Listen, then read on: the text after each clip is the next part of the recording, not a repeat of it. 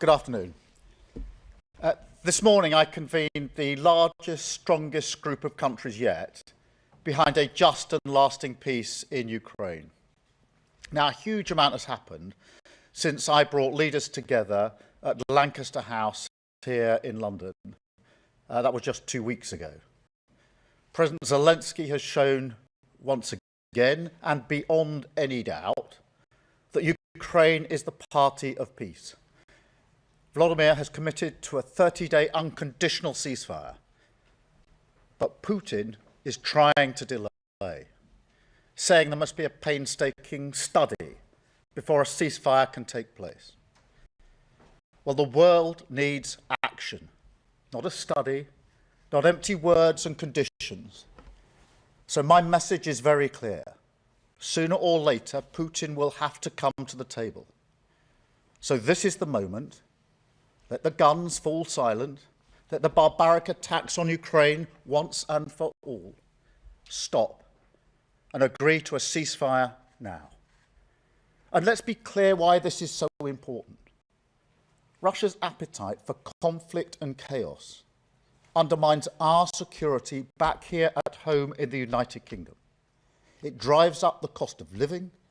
It drives up energy costs. So this matters deeply to the United Kingdom.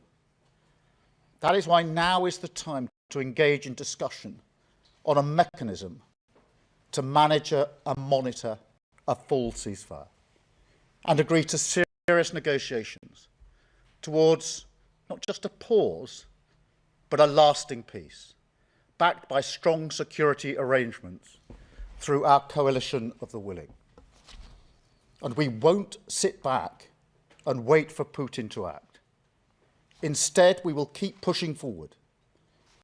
So the group I convened today is more important than ever. It brings together partners from across Europe, as well as Canada, Australia and New Zealand, with backing from others too, including Japan. We agreed we will keep increasing the pressure on Russia, keep the military aid flowing to Ukraine, and keep tightening the restrictions on Russia's economy to weaken Putin's war machine and bring him to the table. And we agreed to accelerate our practical work to support a potential deal. So we will now move into an operational phase. Our militaries will meet on Thursday this week here in the United Kingdom to put strong and robust plans in place to swing in behind a peace deal and guarantee Ukraine's future security. President Trump has offered Putin the way forward to a lasting peace. Now we must make this a reality. So this is the moment to keep driving towards the outcome that we want to see, to end the killing, a just and lasting peace in Ukraine, and lasting security for all of us. Thank you. I will now take some questions, starting with, I think, Hannah from the BBC. Hannah. Thank you, Prime Minister.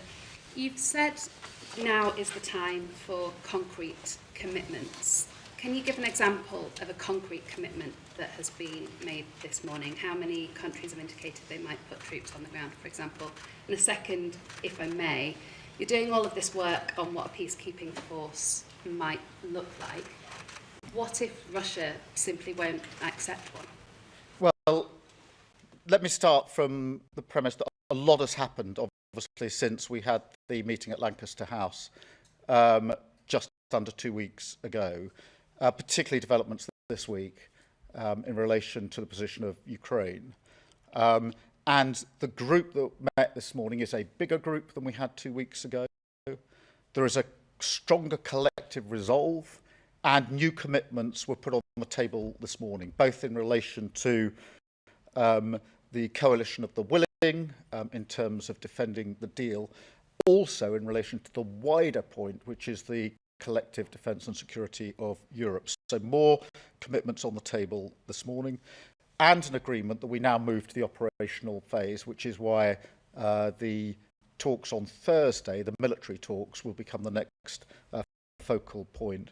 There was a wider agreement this morning, which was that the yes but from Russia is not good enough, and that we agreed collective pressure will be put on Russia from all of us who are in the meeting this morning.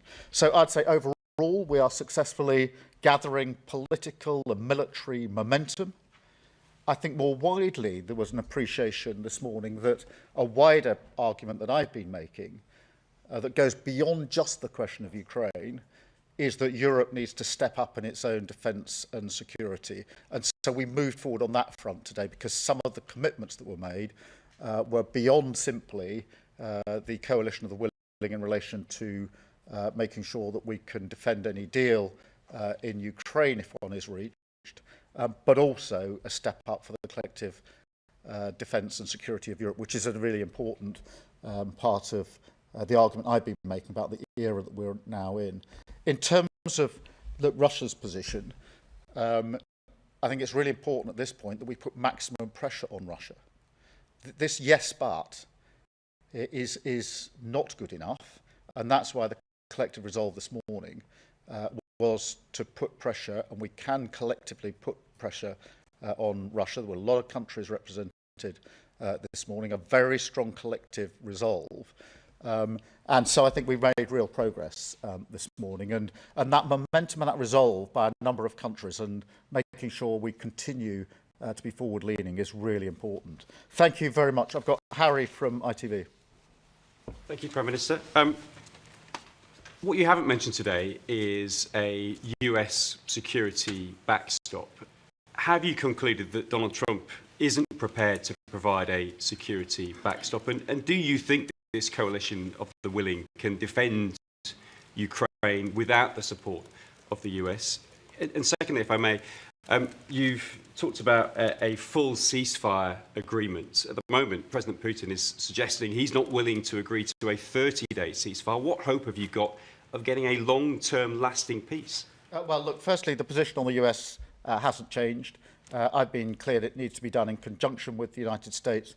As I think you know, we are talking to the US on a daily basis. My NSA was over there yesterday, just arrived back this morning. So the position on doing this in conjunction with the United States hasn't changed, and that's why we're having the detailed discussions that we are. On your wider challenge that Putin is saying yes, but we need to get him to yes and get round the table. And I do believe we can apply collective pressure to that end. 2 weeks ago, I was challenged on whether we'd even get as far as we've got now. We have moved forward, and that is good. We now need to move forward again. And I think that having a collective resolve, which is a demonstration of the sort of momentum that we're building up now, political momentum, which is important to keep many allied countries on the same page, but also the military momentum, which will go into Thursday's meeting now, which is very much an operational planning meeting. Thank you very much. Sam from Sky. Sam Coates, Sky News. Prime Minister, I'm struggling to work out what the coalition of the willing actually does on the ground. As far as I understand it, UK troops couldn't fire at Russian troops. If Russian troops opened fire, we couldn't retaliate, and nor could anybody else, because of what that would provoke. So is it just some kind of slightly more tepid training mission in reality? What's the basis of international law? What's the remit? And why couldn't the UN be involved? Well, the operational meeting is where the discussions are taking place as to what the capabilities will be. I've indicated a willingness for the United Kingdom to play a leading role in this, and indicated that if it's necessary, that will be troops on the ground and planes in the sky. There are different capabilities from different countries, but those are the operational discussions that are going on in relation to what this coalition of the willing will be able to provide. But obviously, we've got to get a deal first, so there's the pressure that needs to be put on to Russia to get around the table, to get the deal. Then there's a question of a ceasefire for a possible short period, and then the lasting peace that we need to see. But if there's going to be lasting peace, there's going to have to be security arrangements. I've been clear and unwavering about this, because we know from history, recent history, that a deal without security arrangements is not something which Putin respects, and therefore it's in all of our interest to make sure the security arrangements are robust enough to defend the deal and to hold the peace. Otherwise, we'll repeat the history of recent years where Putin will breach the line again. Thank you. Caroline from the Sunday Caroline from the Sunday Times. Prime Minister, the Russian leader has said his nation needed guarantees before it would consider the 30-day ceasefire, and later urged Ukrainian troops in the Kursk region to surrender. Given the obvious advantage to Putin of a delay, what are the pressures that you can now use to bring Russia to the table? You've talked in your statement about sanctions. Are you now willing to seize those frozen Russian assets? And also, what is your message to President Trump about the urgency of the situation now, that he must be part of the coalition to bring Putin to the table? I think there are 2 points of pressure. The first is more military capability for Ukraine, and fresh commitments put on the table this morning in that regard. So this group is moving forward on that. That's short-term military capabilities and longer-term military capabilities, because we also see Ukraine playing its own part in any security arrangements, which is very important. In terms of the sanctions, yes, we want to tighten the sanctions still further, and we discussed this morning how much further we can go, including the question of frozen assets. That is a complicated question, as I think everybody appreciates. So we discussed further sanctions that have got nothing to do with the assets, which we will take forward as a result of this morning's discussion, but also a continuing discussion about what more can be done on the assets themselves. Thank you. Mike from the Sunday Mirror. Hi, Prime Minister. There's a possible, perhaps even likely scenario where Vladimir Putin doesn't come to his senses, where he continues putting unreasonable demands on any ceasefire, on any negotiated settlement, perhaps doesn't even come to the table at all. And in that scenario, we can't be certain that Donald Trump is going to side with us and not with him. What's plan B? Well, firstly, we need to put Ukraine in the strongest possible position for whatever comes next, which has been my consistent position, whether that's around the table, which is what I hope it will be in negotiations, or if that doesn't come to pass. Secondly, on the US, and Caroline, I'm sorry, you also asked me about the US. We are obviously talking to the US every day about what happens next. I am clear in my own mind that President Trump is absolutely committed to the lasting peace that is needed in Ukraine, and everything he's doing is geared towards that end. I'm also absolutely clear that the relationship between the UK and the US is the closest of relationships between allied countries, has been for decades and will continue to be for many years ahead. So that's the base on which we're planning, but it is important and reinforces why we need as many countries as possible thinking together, discussing together and moving forward together as a group, which is what we've achieved this morning. Thank you very much. I've got Dan from Politico. Hello, Prime Minister. Dan. Former White House advisor Fiona Hill, who's working on your defence review, believes that there's going to be a proliferation of countries seeking to obtain nuclear weapons as a result of the combination of what President Putin is doing and the fact that they think that they can no longer rely on the US to come to their aid.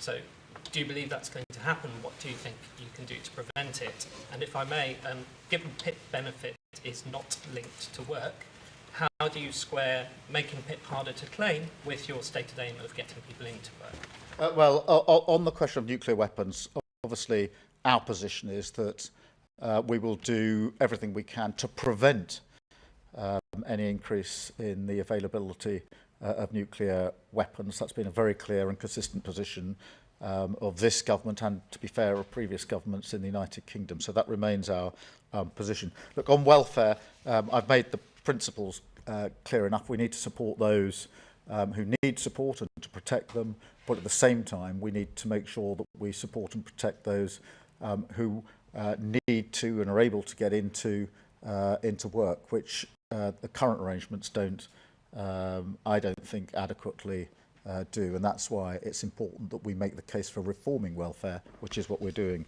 And I've got Anna from the Mail on Sunday. So the examples of pressure you've given, Prime Minister, are things that the UK has done before and to date, and they don't seem to be working considering the Kremlin's response.